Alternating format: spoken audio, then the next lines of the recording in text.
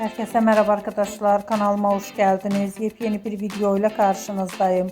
Arkadaşlar bugünkü videomuzda başarılı ve karizmatik oyuncumuz Can Yaman'dan yeni paylaşım geldi. Can Yaman'ı hayranları Los Angeles'te Can Yaman'la tanışmaya hazırlar. Ben de bu muhteşem görüntüleri sizler için YouTube kanalımda video halinde sunuyorum arkadaşlar.